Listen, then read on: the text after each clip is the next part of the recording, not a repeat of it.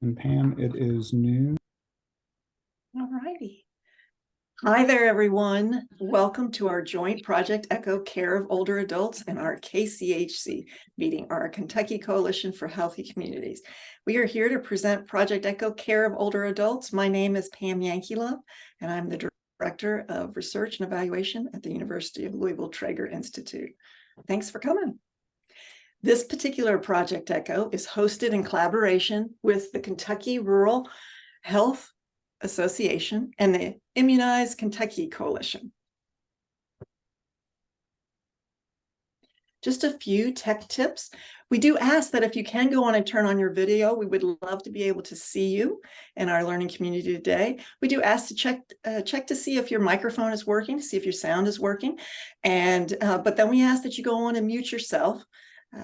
You can go on, if you have difficulty with your sound or your video, just go on and click on the arrow next to the microphone or the video to test your system.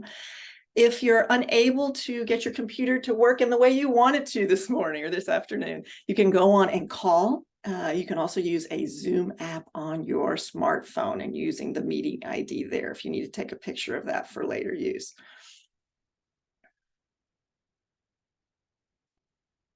We want to begin by sharing a little bit about Project ECHO and what is KCHC, or the Kentucky Coalition for Healthy Communities. So I am going to pass the mic to Mona Huff, and she's going to share a bit about the vision and the mission for KCHC. Okay, well, we welcome all of you here. We're so thankful that you're a part of our day and come to learn some great information. And our purpose with the Kentucky Coalition for Healthy Communities is to create a community that will help support our systems for our older adults and partnerships with the existing local coalitions and organizations within their own communities. Also, a big part of what we do is to help and concerned community members to empower our communities to become healthier. And we partnered with the ECHO because as we were discussing what was going on in our meetings, it was so much the same thing that we decided that we would come together and we will learn together. And then our coalition will start trying to think of ways that we can get what we've learned into our communities. And I'll be talking to you just a little more at the end of the presentation so that we can work toward that end. Thank you so much. Thanks, Mona. And for those of you who are not familiar with Project ECHO is a telementoring platform. It was actually developed by Dr. Sanjay Arora. He's an MD and a hepatitis C expert. There are Project ECHOs on every topic throughout the world. And the idea of this telementoring platform is to actually move knowledge and not patients. He noticed that when many of his patients were driving 200 to 300 miles for a particular patient for a particular appointment to come see him. And he didn't feel that there was value in that because he wasn't building local capacity. So a Project ECHO, the goal of it is to create that local capacity. There are case-based learning opportunities throughout our Project ECHO today. And the idea is to teach best practices in interdisciplinary team-based care. We do ask that to help us take attendance, that you go in and type your name and your organization in the chat. So I'm going to go in and do that myself. I can spell my name right.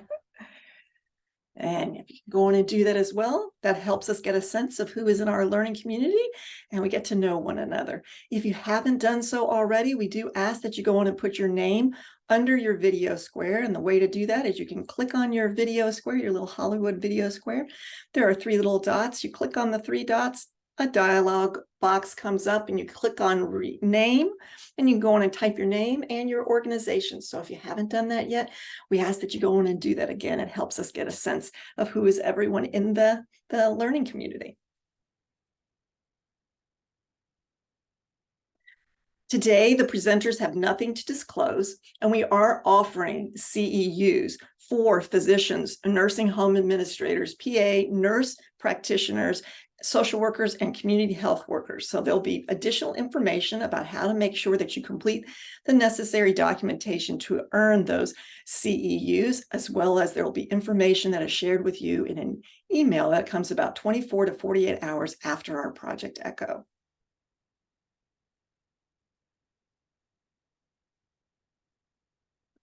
And these are some specific instructions on how to actually receive these CME. And I think it's probably a little difficult to go through all of these. There are ways to go on and take a screenshot or a picture of this. And as indicated, we will make sure that this information is specifically coming to you in that email that comes 24 to 48 hours. Justin, is there anything else you wanted me to say about that? And I'll be sharing this at the end of the session as well. I'll share the link and I'll share the QR code at the end of the session. So thank you. Thank you. We want to make sure you get your CEUs, CMEs. All right. Right now, I'm so excited to present Dr. Amy Herrington, who's going to be presenting on building vaccine trust and improving access in geriatric populations. But let me share a little bit of her bio with you. So Dr. Amy Herrington is a dedicated health professional at the Kentucky Department for Public Health Immunization Branch. With a Doctor of Nursing practice and certifications in emergency nursing and nurse education, she tirelessly advocates for public health initiatives, ensuring accessible and effective immunization programs for all. So we are so glad to have you at such a great time of the year to learn so much about vaccines. So we thank you for coming today, and we hope to absorb everything that you have to offer. Thank you so much. I greatly appreciate the opportunity to interact with all of you. Some of you know, I see some of our partners, some of individuals that we have worked with in the past, and I also see lots of opportunities for new relationships.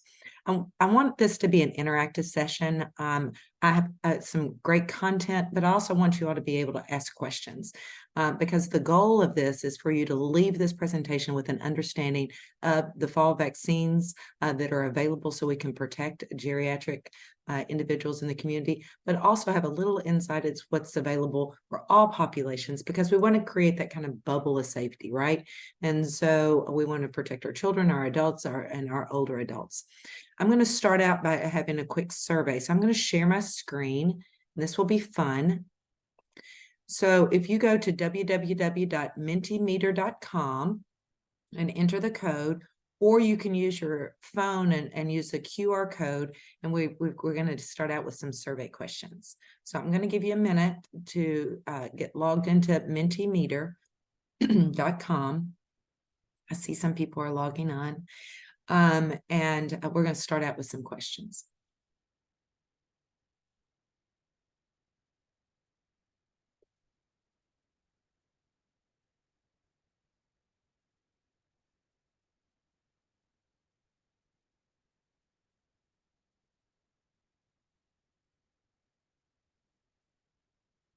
Okay. I'm going to move over to my next slide. Okay. Thinking about RSV. Answer the following questions. I've never heard of RSV impacting adults. RSV is concerning, but I won't be receiving the vaccine or recommending the vaccine. I have received the RSV vaccine and I will recommend it for others, or I'm not eligible for the RSV vaccine, but I will recommend for others.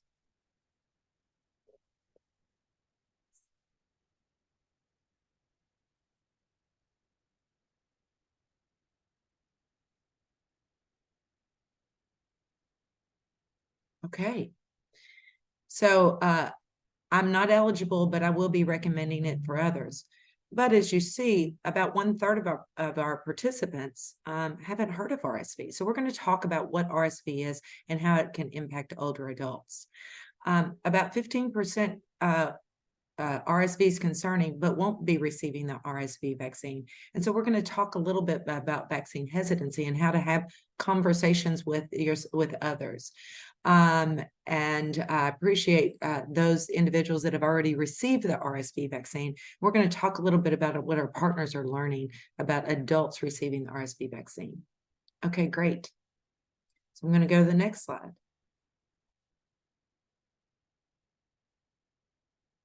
Flu 23-24.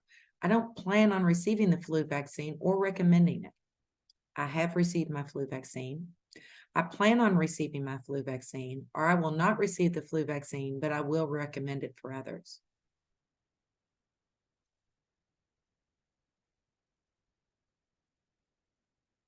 So our flu vaccine season usually begins on October 1st here in Kentucky. We have been seeing cases of the flu all summer long. And last year we had our largest number of pediatric deaths associated with flu that we've had in the history of Kentucky. So the flu vaccine is very important. We're going to talk a little bit more about the flu vaccine, what that is, and where you can get that flu vaccine. COVID. First question, COVID isn't real. I will not be receiving the COVID vaccine. I will receive the COVID-19 vaccine as soon as it becomes available. I don't plan to receive the COVID-19 vaccine, but I will recommend it to others. So one thing that we know about COVID is we have a new vaccine that was just approved this week. We also know that Kentucky leads the nation in individuals with long COVID. So those are those ongoing effects from the COVID virus after individuals have become ill. I am so glad we have no one that has indicated that COVID isn't real, because it is a real disease. It is affecting individuals. We are seeing an uptick in hospitalizations associated with it. Okay, so that's it for our questionnaire. So let's move on to our presentation.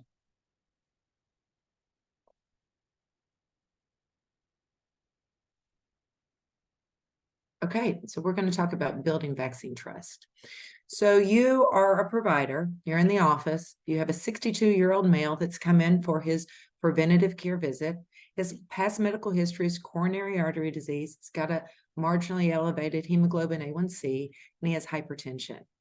This is a great time for you to discuss those seasonal vaccines. So you might begin that conversation with, have you heard about the new RSV vaccine? You can add to that respiratory syncytial virus, or RSV, can cause illness in people of all ages, but may be especially serious in infants and adults. And what we're seeing in the state of Kentucky is RSV vaccine deaths are really higher than our flu deaths in our geriatric populations. Infants and adults with chronic medical conditions like heart, lung disease, weakened immune systems, those living in long-term care or nursing homes, are at highest risk for serious complications from RSV. Usually in the younger individuals, symptoms may present with just a runny nose, decreased appetite, coughing, sneezing, fever, wheezing. And most people recover in a week or two. However, for infants and our geriatric patients, RSV can be very serious, leading to shortness of breath, respiratory distress, low oxygenation levels, requiring support on the ventilator, and death. RSV sometimes worsens other chronic medical conditions. So if there's an underlying history of asthma, COPD, heart failure, these low oxygen levels can exacerbate or worsen those conditions. And as I said, older adults and infants may need to be hospitalized, and there may be some deaths. At the end of my PowerPoint presentation, I have references for you to share, and Justin will have that entire slideshow. So when we think about the RSV vaccine, clinical considerations should be involved with that shared decision-making with medical providers. And the decision about whether to vaccinate should be informed by best evidence available, the individual's characteristics, values, and preferences, the healthcare provider's discretion, and considerations of the vaccine. So in thinking about that shared decision-making, what should be considered are individuals that are 60 or older that have chronic medical conditions such as COPD, cardiovascular disease, and that's heart failure or coronary artery disease. If they're immunocompromised for any reason, if they have hematologic or neurologic disorders, endocrine disorders such as diabetes, kidney or liver disease, and that would include chronic kidney failure, and then any underlying factors that makes individuals at increased risk for severe respiratory disease. And think about those patients that may have developed kyphosis, so they don't have good pulmonary expansion, I'm going to use that word, because of the way they are positioned. Though, and then those individuals that live in a long-term care facility. Now, remember, the vaccine is available for individuals that are 60 or older. In addition, these factors increase risks of complications from RSV. So as you think about your patients, I think about my mom and dad, right? So if I look at this plan here, I see that my dad ticks off about 4 or 5 of these boxes. My mom only ticks it off for age. So would I recommend it for my mother? I would, right? Because I want my mom to keep my dad safe. So we need to think about caregivers and what's going on in that home, because we want to keep that kind of bubble of safety, right? We also know with changing culture in the United States, there are many more grandparents that are raising their grandchildren. And so that snots and snorts, cough and cold that those kids get at school may be RSV that could negatively impact that grandparent. And so making sure those grandparents or those caregivers are protected also helps protect the children as well. So clinical consideration, RSV vaccine is currently approved and it's recommended as a single dose. And in our studies that have occurred, that protection lasted through 2 RSV seasons. And so that's very encouraging that this may not be a vaccine that you get every year, but every few years. Optimally, vaccination of eligible adults should occur before the onset of increased RSV activity in the community. And so the CDC released last week that the RSV activity in the southeastern United States has increased significantly. So now's the time to get your RSV vaccine. The timing, onset, and peak and decline of RSV activity varies from year to year. But we know that we usually see that peak November to March, but last year we began seeing cases in August, and this year we're seeing cases in September. So last year, RSV and COVID and flu combined led to a triple-demic, right? And so our primary care offices were really full with sick people, limiting access to those that were visiting for well visits. So we want to make sure that we're getting people vaccinated now to prevent that kind of onslaught to our healthcare systems and our provider offices. And so this is what that peak looked like last year. So if you look at the green line, you see that our peak, it's based on MMWR week. So that's September 17th was that week last year. And so if you look, we really increased and peaked to lots of weekly hospitalizations, and it's higher than it has been before. Now, for many of you on this call, RSV may be a new term for adults. You've heard about it for babies, but you really haven't heard about it for adults. We want to get our babies vaccinated, and a vaccine and a monoclonal antibody is available for those individuals that are 8 months old or younger. And so remember that as you think about your primary care practice or your families. But as we look at the RSV trends for adults, you see we've been trending this for a considerable amount of time. And so in 2020, we were kind of flat, but we're all wearing masks and staying inside because of COVID. But otherwise, we've had a pretty significant onslaught of RSV impacting our adult populations. And if we look at the deaths that occur, we see in December of 2022 and December and November of 2022, we had significant numbers of Kentucky RSV geriatric deaths. And so in our last season, we had 40 geriatric deaths directly related to RSV. So given the variability, the ideal time to start vaccinating cannot be predicted in advance of the 23-24 RSV season, though we are seeing it right now here in Kentucky. Providers should therefore offer the RSV vaccine as soon as supply becomes available. And we have supply available in our pharmacies now. Providers should continue to offer RSV vaccine throughout the RSV season to eligible adults who remain unvaccinated. And there are insufficient data at this point to determine the need for revaccination, but we'll continue to look for that in the future. In accordance with best practices for immunization, you can co-administration of RSV vaccines with other adult RSV vaccines is acceptable. So you can administer simultaneously with the flu, with COVID, with pneumonia, with tetanus, and with shingles. So these are all important vaccines for the populations that are being served. We know co-administration of multiple vaccines at one time may increase the reactogenicity. What does that mean? The body aches and fever, the immune response that you get from the vaccine, the soreness of the arm. So only co-administration of RSV and influenza vaccine in clinical trials have only co-administration in the trials occurred between RSV and flu. So the evidence is mixed on whether there may be increased reactogenicity between RSV and flu.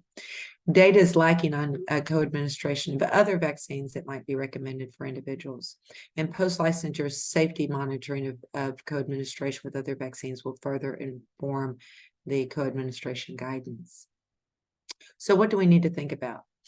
Persons with immunocompromising conditions are recommended to receive the RSV vaccine under that shared decision-making that I just reviewed. So those are individuals we know are at risk for severe disease. They may benefit from the RSV vaccine, but many of these were not included in the trials because of COVID and being able to access those individuals during a period of lockdown and isolation. These are the two RSV vaccines available. One is made by a company called GSK. The other one is made by a company called Merck. So I'm going to pause for a moment to answer any questions about RSV, but to fill you in on a few additional things. Currently, Medicare covers the RSV vaccine and it's available at your local pharmacies. Through the Inflation Reduction Act, the RSV vaccine for geriatric patients is covered for individuals that have Medicare Part D. And we are seeing increasing vaccination rates as reported by Walmart. We've recently partnered with Walmart and Kroger and Walgreens to promote social media texting to patients to remind them about the availability of RSV. And they're also using our Kentucky Department of Public Health social media tools to promote the message amongst their employees as well as on their local social media sites. And they're co-branding with us. So we're excited about the opportunity to promote those messages. At the end of this presentation, I'll share a link for all of our social media tools as well as flyers and information that you can share with your patients for flu, COVID, and RSV and co-brand those if you'd like. For Medicaid, currently in the state of Kentucky, Medicaid is not covering the RSV vaccine, but will begin on October 1st. And we met with Medicaid yesterday, and we're excited about that opportunity. So as soon as Medicaid begins covering those, then our MCOs, our medical corporation, our Medicaid corporations will begin covering the RSV vaccine as well. We don't know at this point in time about private insurance companies covering that because according to the law, they have until their next enrollment period in order to cover. So those individuals that may be privately insured would be considered underinsured, and so they would be what's called 317 eligible. So they could go to their local health department or FQHC to receive that vaccine since they are considered underinsured if their private insurance doesn't pay. The cost of this vaccine is about $300, so people may not be able to pay for that vaccine out of pocket, but the impact of the vaccine is profoundly important. Justin, do you see any questions in the chat box for me? Actually, Mona just chimed in. You mentioned vaccines for older adults. Is there a list for us to share with our communities to those who react with co-vaccines? What is a good time in between? You know, I think that we need to think about, so you can co-administer RSV, you can with the flu, with COVID, and with pneumonia vaccines. That's all acceptable. But what we know about the culture of our geriatric patients, our baby boomers, is sometimes they don't like to do that. And so at this point in time, what I would recommend would be to get the COVID, to get the RSV. Then if you're going to space that a week or two later, get your flu, then get your COVID, and then get your pneumonia vaccine. Culturally, some of our geriatric patients really feel more comfortable with spacing those vaccines apart. So that's how I would prioritize RSV, flu, So if you got the RSV vaccine now, then you could get your flu shot the first week of October, then you could get your COVID vaccine 2 weeks after that, and then get your pneumonia shot after that. And I will be talking a little bit more about the pneumonia shot, but that's if you've already had the pneumonia shot, you don't need another one. If you haven't had it, you can get it, and that's kind of a lifetime dose. Any other questions, Justin? No, I think that's it for right now. Okay, I just have a quick question. sure. Is there any movement from the payers to try to encourage the providers to go on and do this, like from a quality measure standpoint, that they at least ask about it, and then they're rated at least asking about the RSV, the COVID, the flu. Yes. So the MCOs are definitely, we have a great relationship with our MCOs, and they are definitely reaching out to their providers and encouraging financially as well as through other quality metrics, vaccination, increasing vaccination rates, having those conversations, and really looking at unique models. And some of those unique models are, the person that you check out with. Mr. Jones, we're going to go on and schedule you an appointment to come back in 2 weeks to get your blah, blah, blah shot. And so really pulling those patients back in at that checkout level too. So we, the nice thing I shared with you earlier, coming out of the other side of the pandemic, one of those things that we are taking with us are those amazing partnerships. So we are very fortunate that we sit down with Anthem and Molina and Aetna and United all at the same table, all at the same time. So we're all sharing the same things. So as those MCOs interact with potentially the same provider, we're all saying the same thing, same thing every time, and in making sure that they have good understanding. Thank you. Absolutely. So in follow-up to what we've learned, Mr. Jones, you have heart disease and diabetes and high blood pressure. If you were to get RSV, there would be a risk that you might become very ill. I highly recommend, the provider needs to say those words, I highly recommend that you receive the RSV vaccine. If that provider is 60 or older, they may say, I've already received the vaccine myself, right? And I highly recommend it for you. As this medicine is covered by Medicare Part D, I would like for you to go to the pharmacy. Now, what we know with many of our geriatric patients, they depend on others for transportation. Some of our providers are going to have that vaccine in their office, but others will encourage the pharmacy visit because that's where the coverage comes from, right? But make sure you direct them. I'm going to direct you to XX Pharmacy. We know they have the vaccine and they will be ready for you. We've also, in partnering with our chain pharmacies, have asked if a patient presents, Walgreens, Walmart, Kroger's has committed, UK, our chain pharmacies that have a great footprint across Kentucky have committed to every patient every time say, you're here today, it's time for your RSV vaccine. Let us give that to you right now.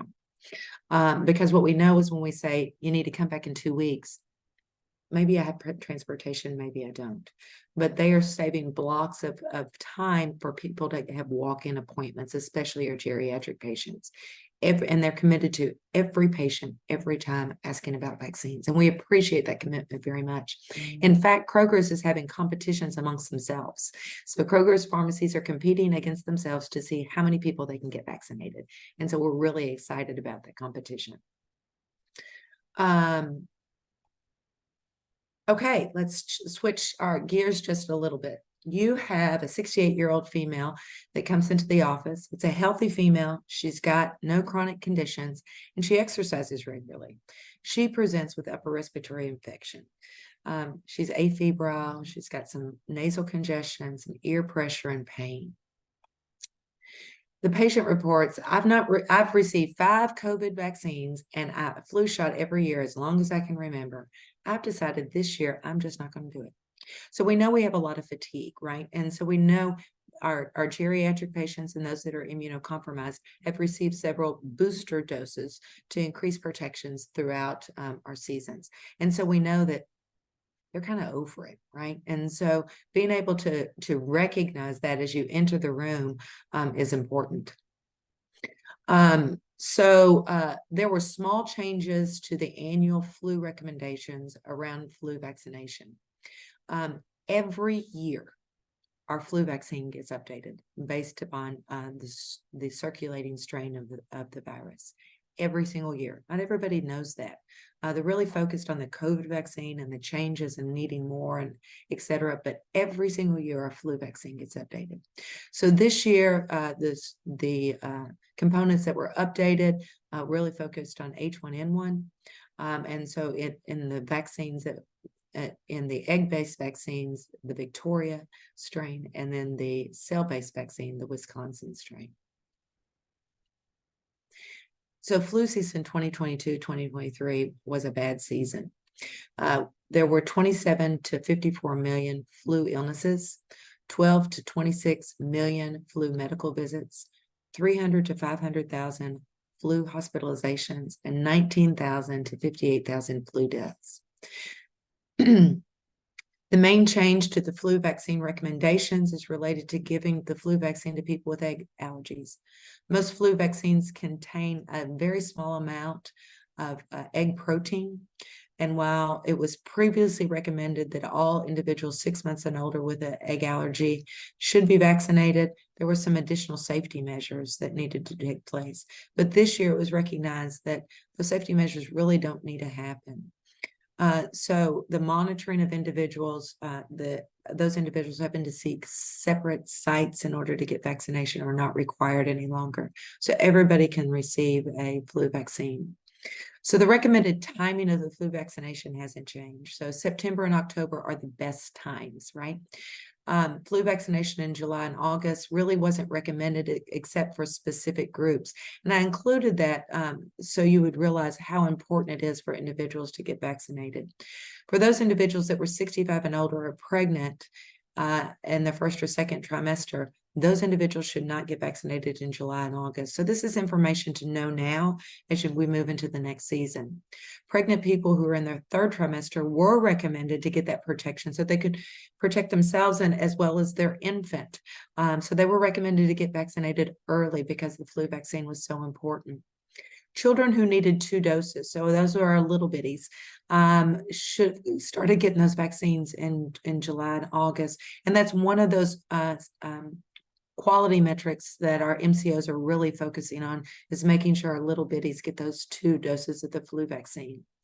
And any child who came in for the summer to get a back to school physical that you hadn't seen for a while and you didn't think you would be able to get back in, we encouraged individuals to go on and vaccinate those patients in July and August. Now, why am I sharing pediatric information? Once again, that bubble of safety. We want to make sure that grandparents are talking to parents or grandparents are taking their children to get vaccinated as they are get vaccinating themselves in order to promote that bubble of safety. The other thing that we know is Oregon Department of Public Health did a study and they found out that when the adults were vaccinated, it was more likely that the children were up to date on their vaccine. So talking about the flu vaccine is really a conversation with a family, protects our children and they get up to date for their childhood immunizations, but also makes that family safe so we can have time together for trick-or-treating and Thanksgiving and Christmas. For individuals 65 and older, the CDC and ACIP preferentially recommend the use of higher dose flu vaccines, and not many people know to ask for that. So if you're 65 or older, you should be requesting high dose flu vaccine. So begin the conversation about this flu vaccine with your patient by saying, tell me what your concerns are. For the flu vaccine specifically, dispel any myths, and that may surround that egg allergy, right? Provide evidence-based answers and recommendation. Now, remember, for health literacy standards, we should really be providing that information on an 8th grade reading level. But some of these concepts are really complex. If you look at the CDC's website, that's really written on an 11th grade reading level. And now you add really confusing terminology. So what happens is people look at the CDC's website or others, they don't know the information. So they turn to their next door neighbor's Facebook because he's a good guy and he knows a whole lot. And so that's how they get this inaccurate information, because it's the path of least resistance and has information that's easy to read and understand. So make sure as you're communicating with your patient and providing handout materials that you're really thinking about health literacy and putting that information in simple terminology.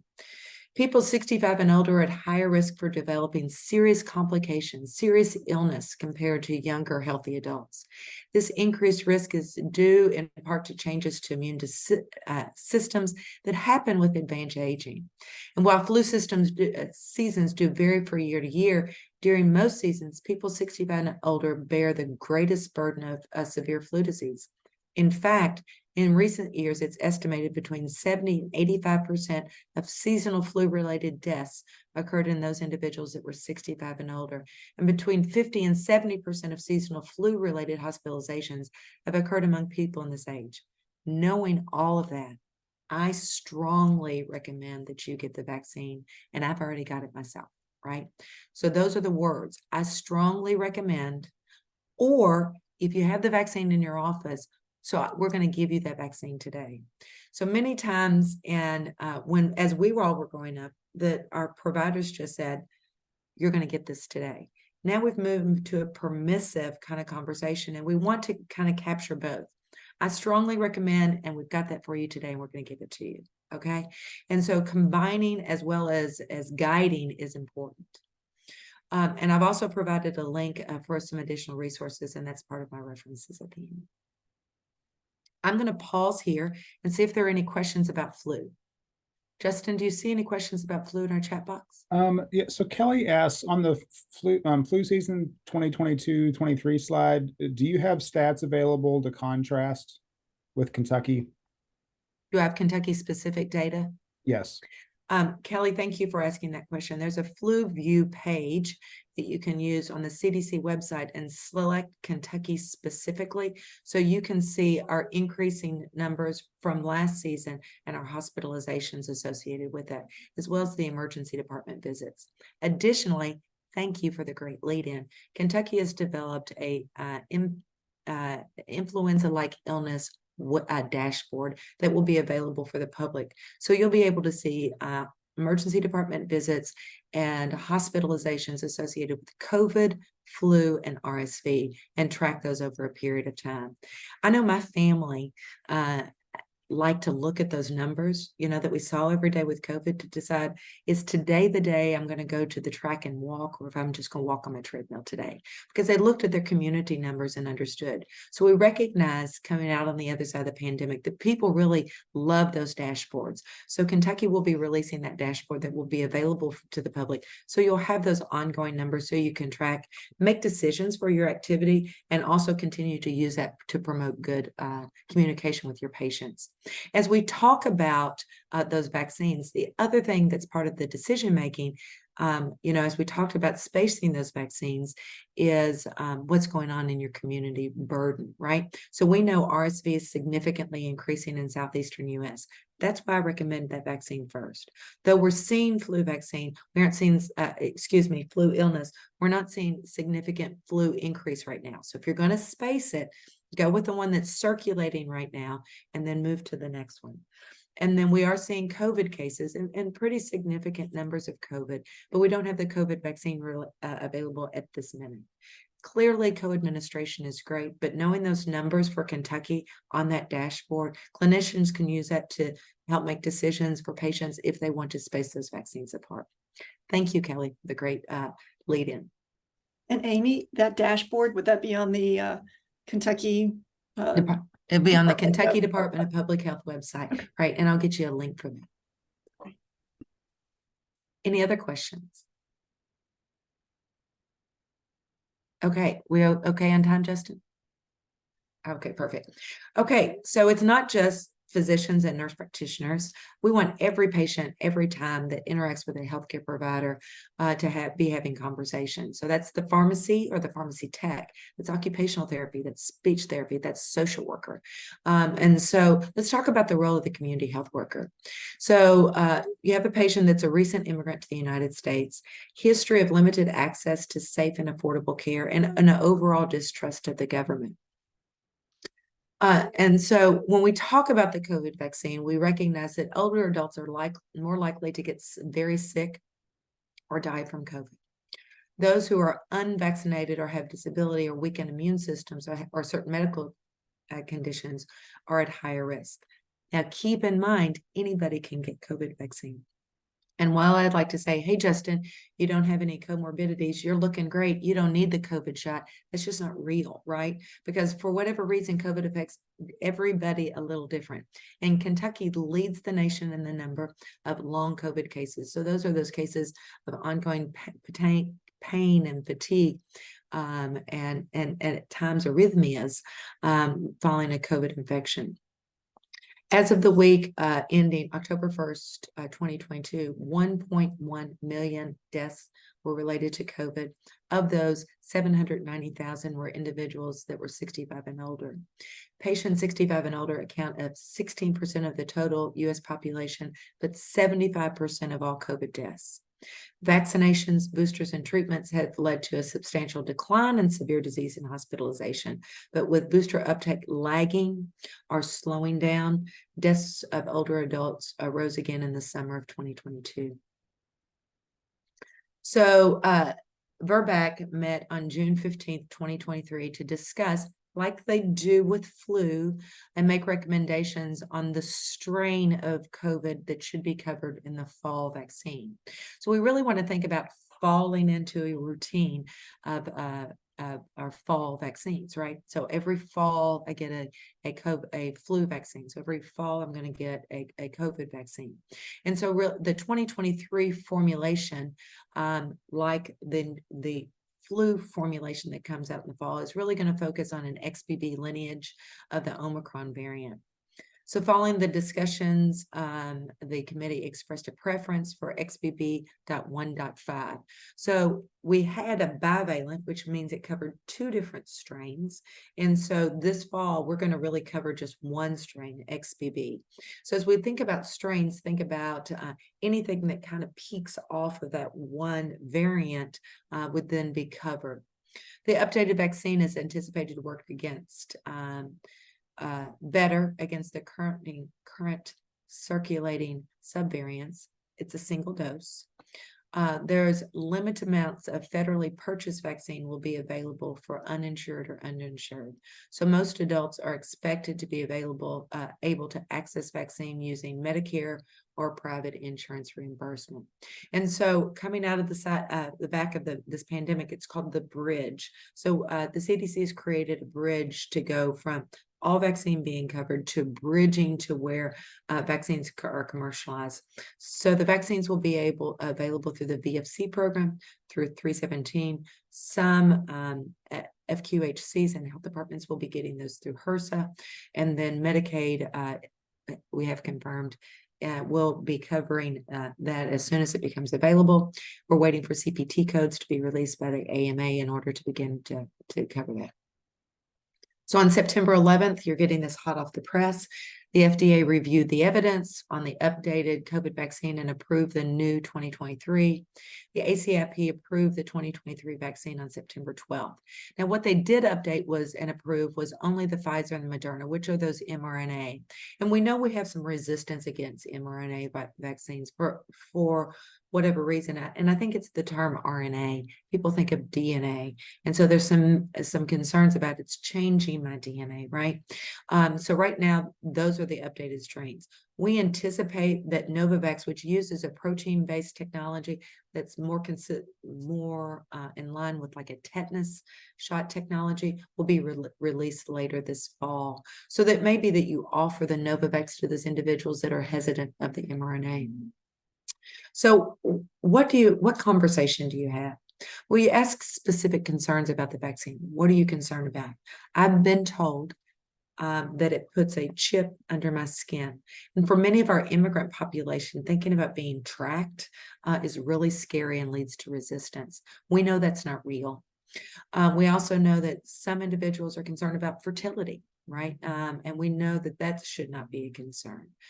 We know that my parents were told by their provider about that they shouldn't receive the COVID vaccine because it can cause strokes. We know lots of studies have been done and that's been disproven as well. So making sure that you understand what their concern is, address any myths or misconceptions, and provide evidence-based resources, but you can't provide it at that higher reading level, right? Because then it's just not absorbed. So make sure the information you provide is simple and easy to understand. And then provide it with, I would highly recommend that you receive the COVID vaccine this fall. There are several vaccine options, including a vaccine with that more traditional formula, the Novavax. Make sure you provide an exact location. So if you're the community health worker, say 221 Preston Highway has the vaccine. Let's make an appointment for you. Help establish an appointment and make sure when you establish that appointment, that next visit, that next conversation is following up to make sure that was completed. Or sometimes maybe even follow up with a call and say, we want to make sure that you are, you followed up and got your vaccine. All right, questions about COVID?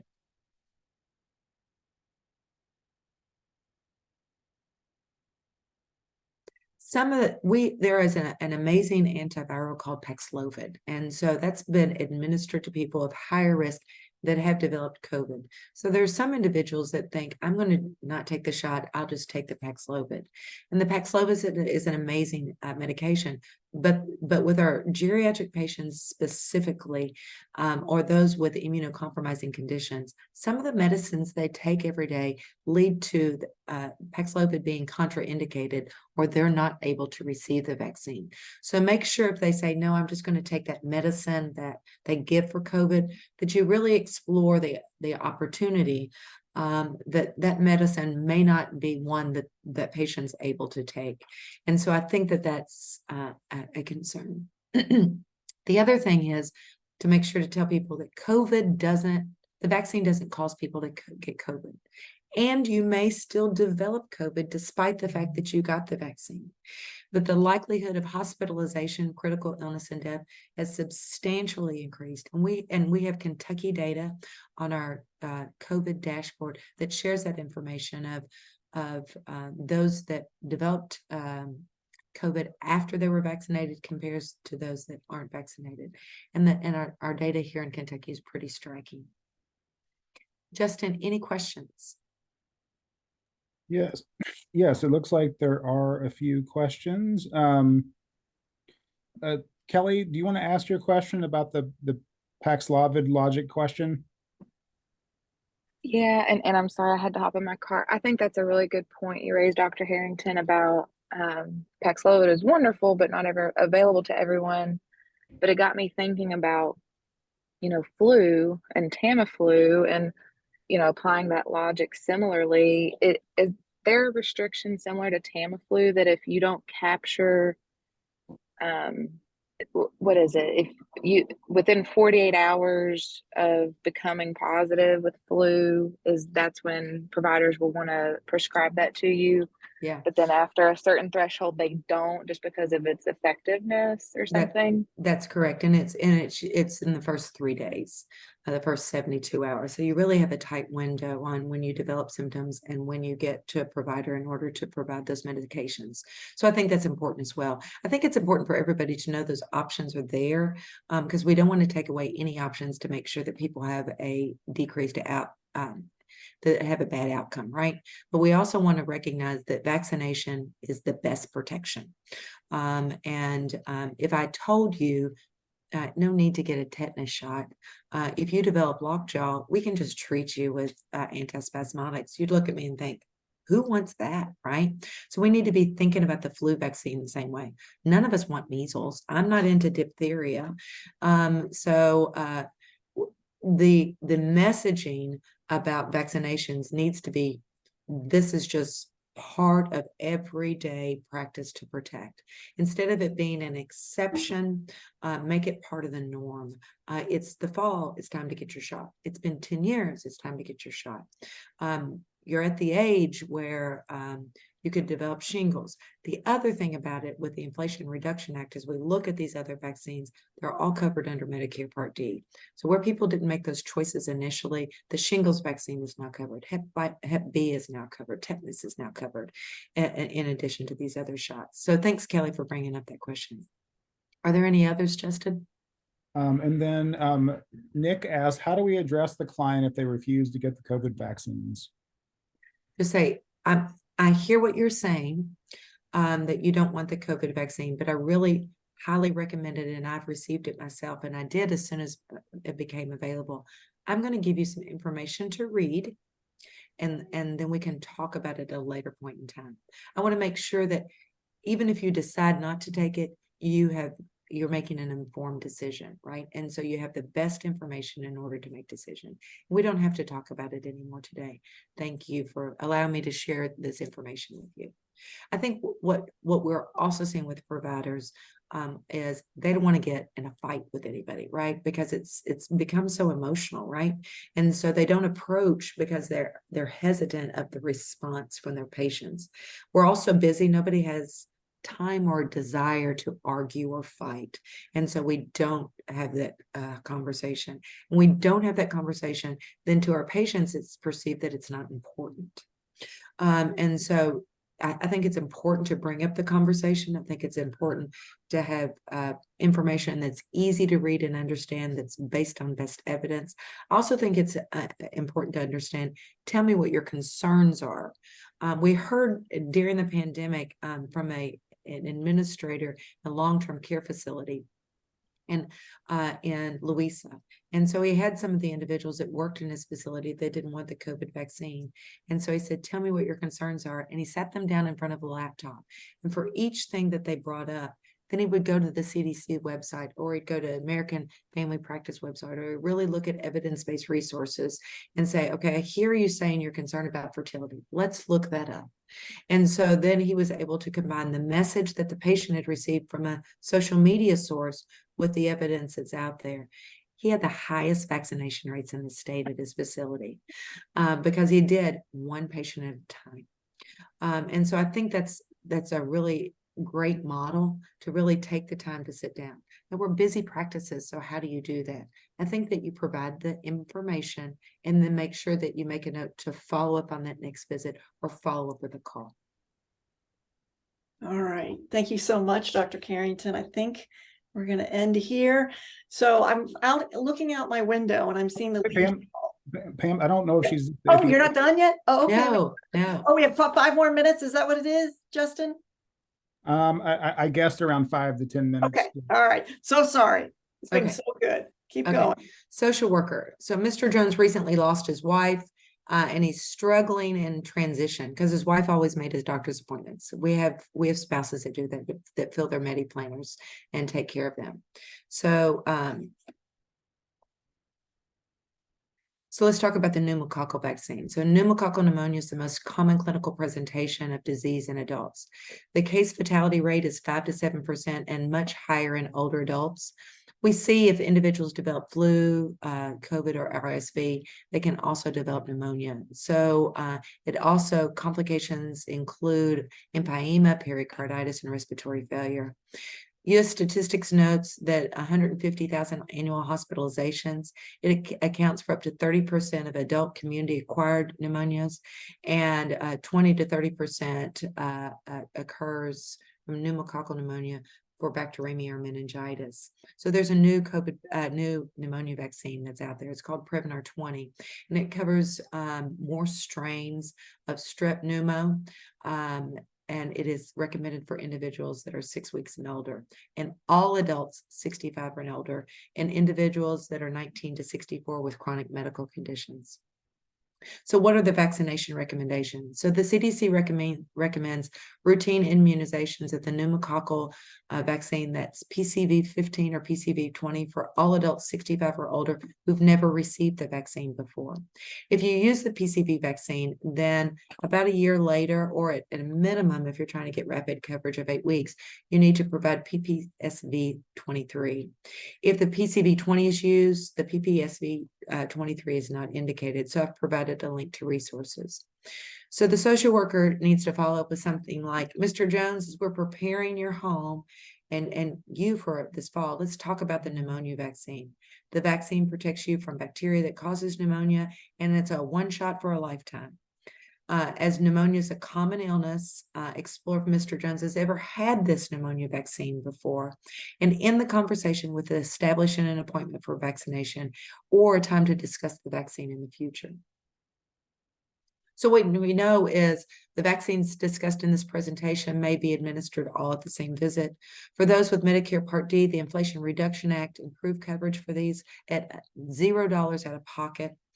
Every trusted healthcare provider needs to make a strong recommendation, even if you've decided not to vaccinate yourself, right? You still need to make a strong recommendation to those you care for. We're also concerned about a triple-demic. We're seeing increasing numbers like we did last fall with COVID, flu, and RSV. So vaccines are the best way to protect our public. And here are my references, and that's all I have. So I'm going to stop sharing. Wow, you got through those. I'm so sorry. Thank you so much for going through all those with us. As I said, Justin will be sending out Dr. Herrington's slides and the videotape of this as well. So when the leaves fall, we don't want to. We need to get vaccinated. Is that what we should think about? Well, falling into a routine, right, of doing this There you every go. year, every time. Falling into a routine. That's great. So power of suggestion and power of expectation coupled together will help us get there as a community. All righty. Any final questions, Justin? I think we're good. All right. Justin, was Alexis going to share her resources? Yes, Pam is going to introduce Alexis, and I will start sharing her slides. Yeah. All righty.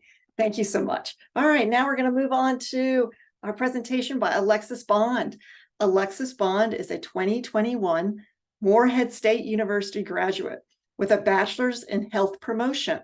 She is the health equity coordinator for the Kentucky Rural Health Association and Immunize Kentucky Coalition, as well as the health educator for coordinated school health for the Northern Kentucky Health Department.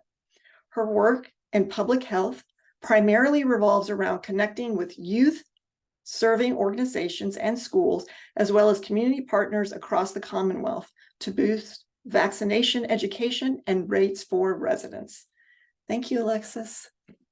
Thank you for that introduction, and thank you, Dr. Herrington, for your wonderful presentation.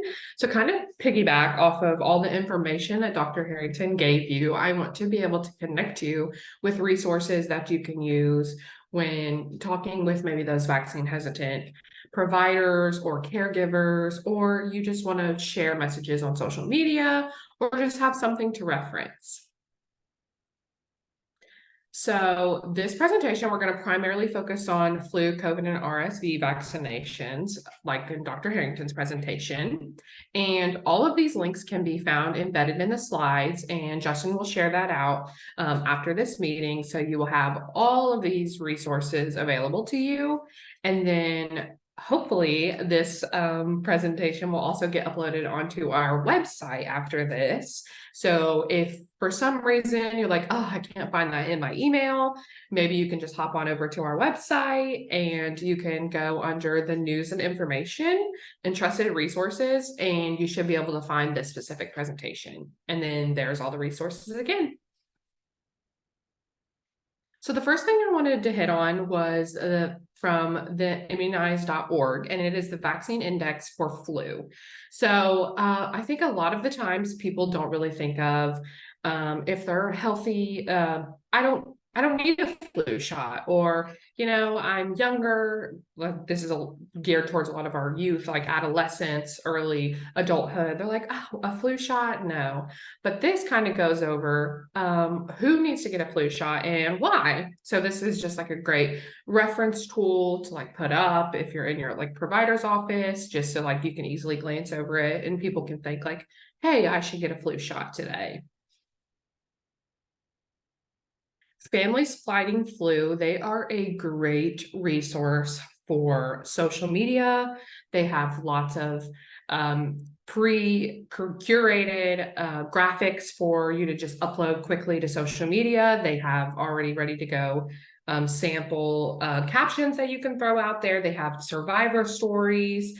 They have stories of people who had family members who didn't survive for flu, and they are a great one-stop shop for flu. They connect you to other resources. They have lots and lots of information that you can spend lots of time just like delving through. But this graphic shows that together, influenza and pneumonia are one of the top 10 causes of death in the US, and 85% of flu deaths are seniors. So that really highlights the importance of our older populations getting that flu vaccine. Here we have a CDC flu one-pager for people 65 years and older and why they need a flu shot. This is just one page of it. It would be a front and back page. There is another one, and it has several different facts of the flu shot and kind of dispelling some common myths that we tend to hear, especially when it comes to maybe the older population and why they are not getting a flu vaccine. And it's just another great reference that you can look back to. And it's something great that it's a printable resource that you can hand out and provide to those vaccine hesitant people who are not wanting to get a vaccine right now. You can just give it to them. Like Dr. Herrington said, I'm going to give you some information, read over it. This is just a great little one-pager.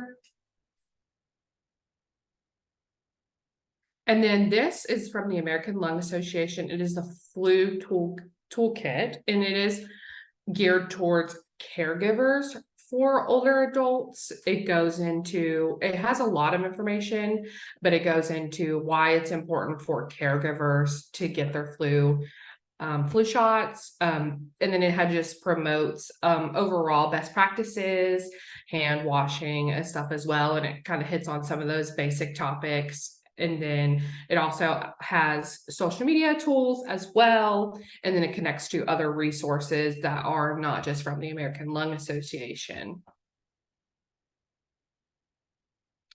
This is from the National Foundation for Infectious Diseases. They have a specific tool just for flu in older adults.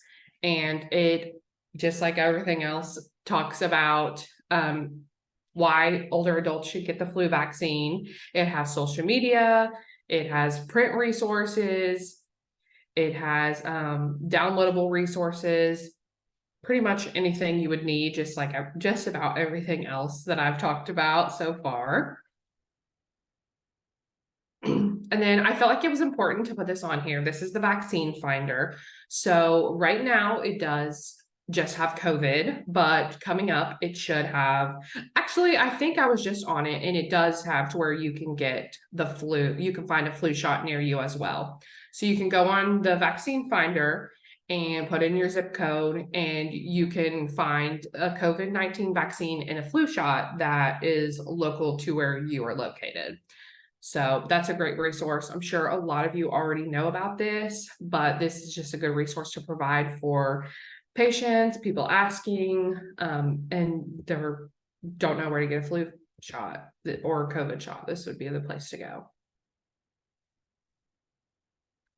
This is another toolkit. This is from Team Kentucky. This is COVID-19's vaccine talking points for communicating with older adults. So it's building on that vaccine awareness and trying to get past that vaccine hesitancy. And it's boosting the confidence and why we get vaccines, but this one's specific to COVID-19.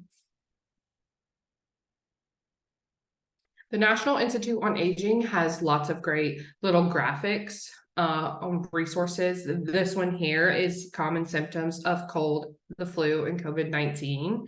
And it just kind of highlights the differences between the three, excuse me. So it shows like, oh, if you're having these symptoms, it would be an indicative of a cold, or maybe it's the flu, or maybe it's COVID-19.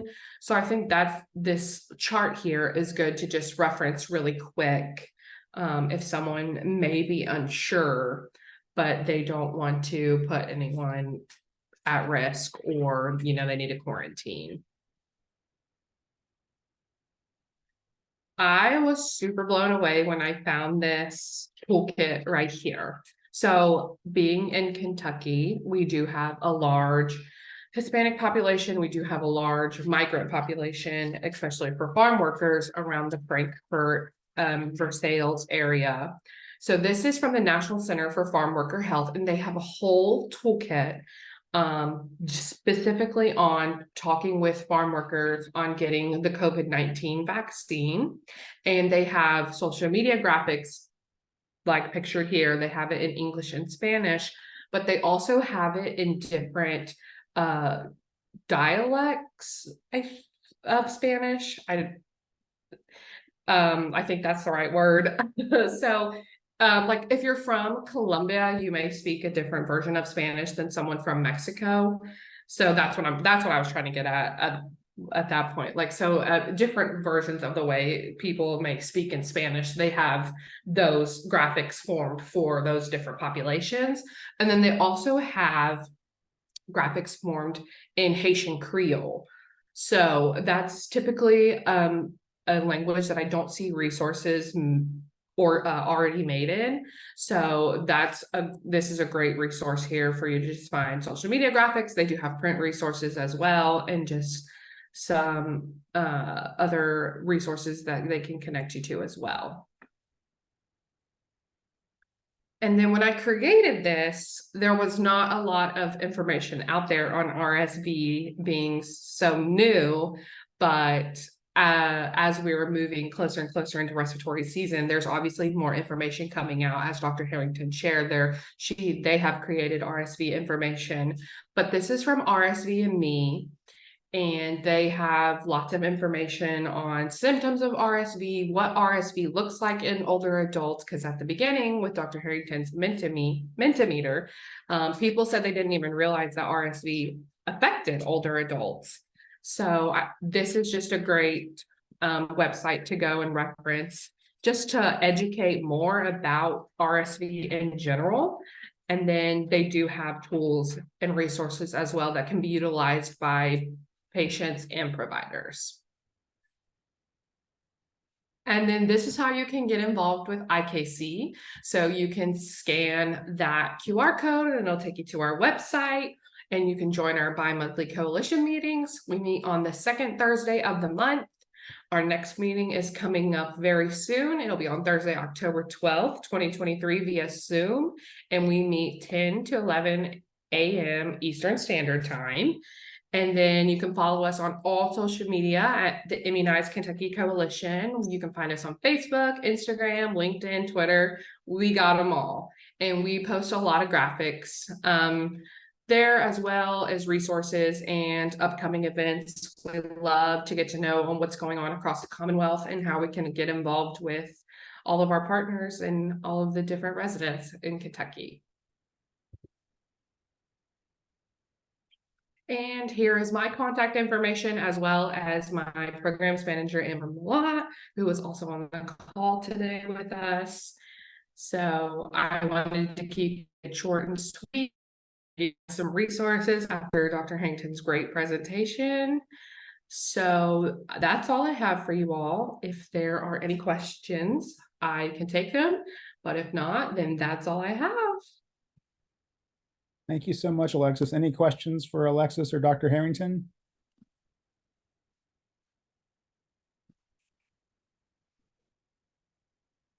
Okay, well, thank you so much. I appreciate it. I know that there was a lot of resources in both of your presentations, and I'll be sending those out hopefully later today or first thing on Monday. But thank you so much. Okay. Thanks for having us. We appreciate it very much. Yes, thank you so much. And thank you, Amber, if you're still here. We greatly appreciate the collaboration. Thanks, Justin. We appreciate you too. So Mona, I'm going to turn it over to you. And just a reminder, I had taken out your community conversation slide. Okay. So I just want to talk to you for a few moments, and for being here with us. And again, our purpose is to train and empower stakeholders and community members to provide hope and education for their communities. So one of the main things that we like to do when we are coming together as a coalition is to find out what's going on in your community. And if there's anything going on that you need help with, that you can share your concerns and we can kind of brainstorm how we might work together. So I'll just be quiet for a moment. And first we'll start. Does anyone have any events they would like to share?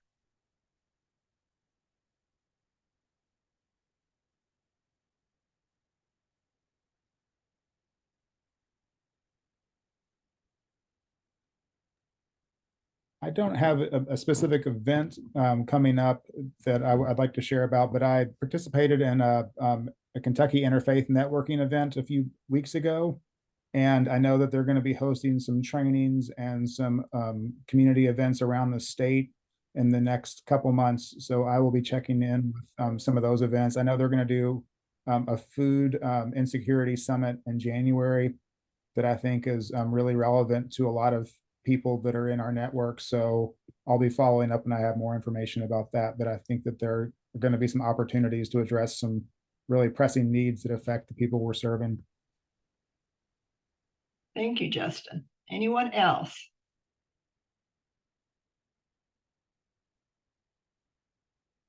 Okay, how about some concerns? Has anyone got some specific concerns in their community that you would like us to talk about? Talking about it.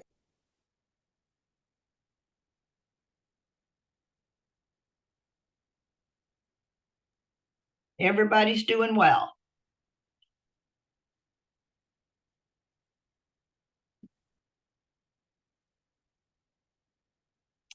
Okay, Justin, let's go ahead and go through the slides real quick. And then if we have time, I would like to just share a few things.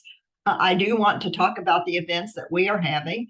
We are doing our virtual walk again this year. And the idea is to get the folks across our state walking. And then we actually have what we call the traveling trophy. And there is one for small counties, medium counties, and large counties.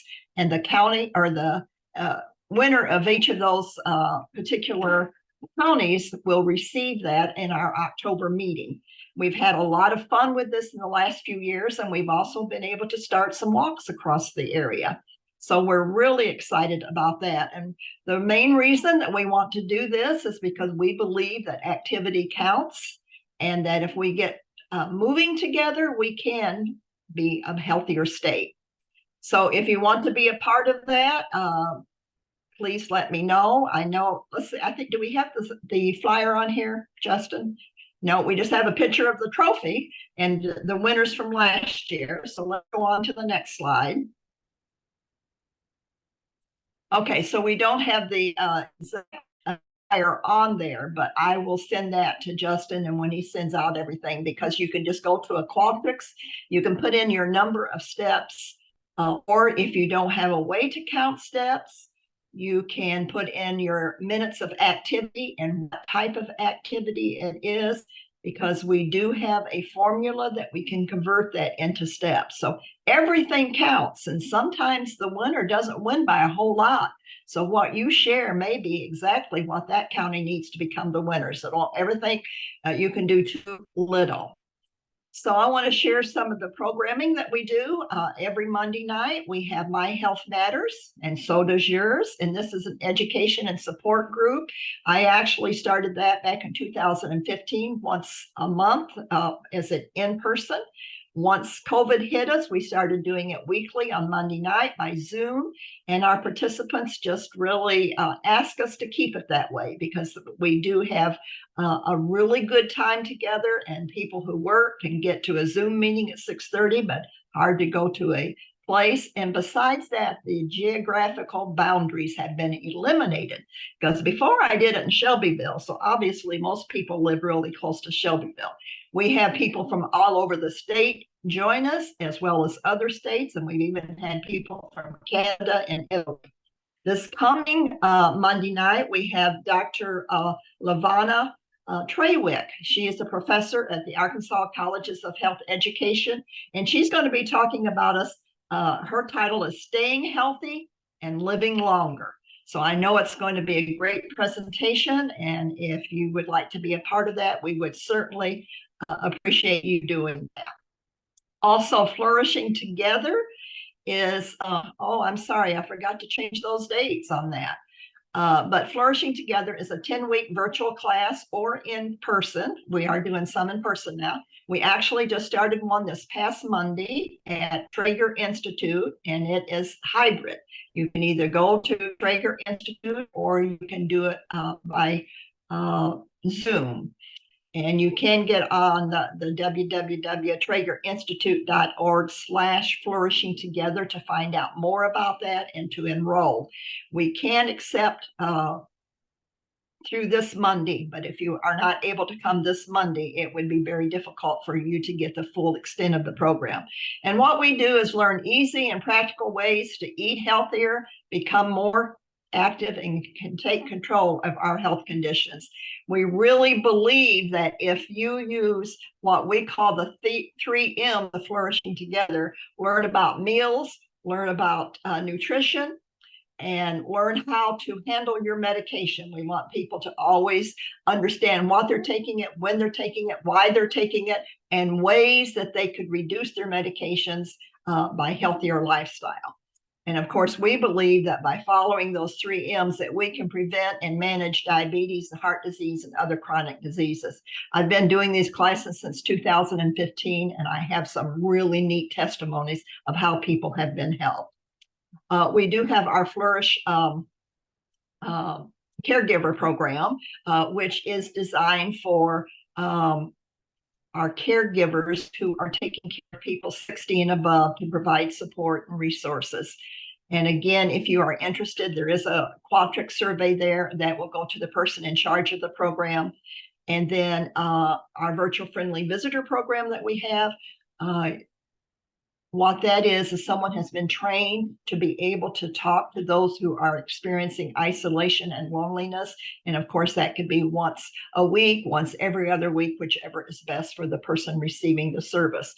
The first one, the Flourish Care program, that should say, that is our flagship program that we do at the Traeger Institute, and it's designed to help adults with multiple chronic conditions to improve life satisfaction through a comprehensive care navigation program. And we're able to use our health navigators, which are our practicum students. And now we have a community health worker working within that program as well. And we just know with all the education and all the support that our clients can get, that they can become healthier. And that's our ultimate goal, is that we can flourish as we age. So let's go on to the next slide.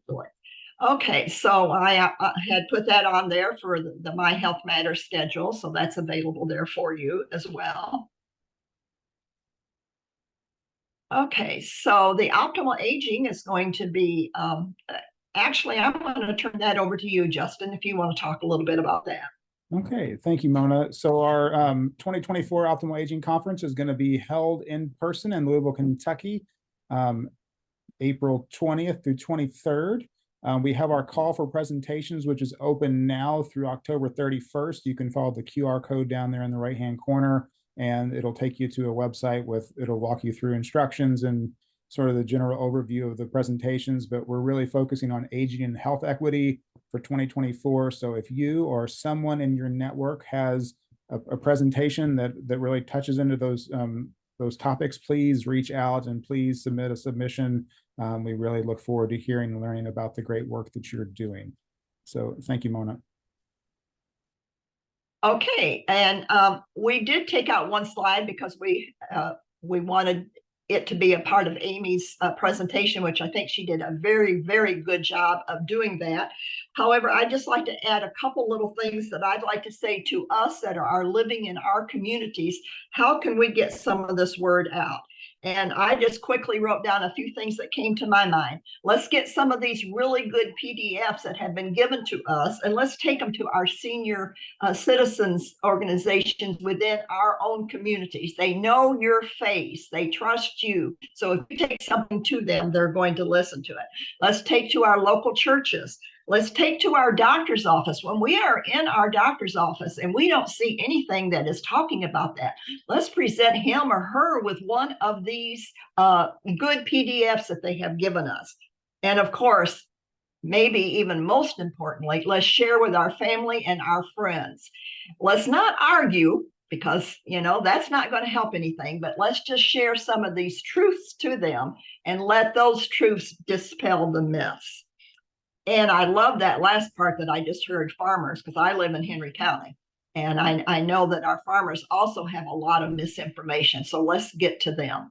So with that, Justin, I'm going to share our pledge, because I firmly believe that we as a coalition, we have to practice what we preach in order for it to work. So we will become an effective state coalition working with community members and community-based organizations to empower our state to become a healthier and compassionate people. I believe Kentucky is capable of becoming a healthier state with better health outcomes if we get this word to our communities. And as someone has suggested, I believe it was Dr. Herrington, where it needs to be in a form that can be easily understood. And very often that is at a 5th grade level or below. And so sometimes when we see these things, we need to look at them and figure out how to translate them so that they are understandable. And we as coalition members will practice self-care and model healthy behaviors to our families and our coworkers and the members of our communities. So thank you for being here today. And it has been a great, great day with wonderful presentations. Thank you for everything that we have heard.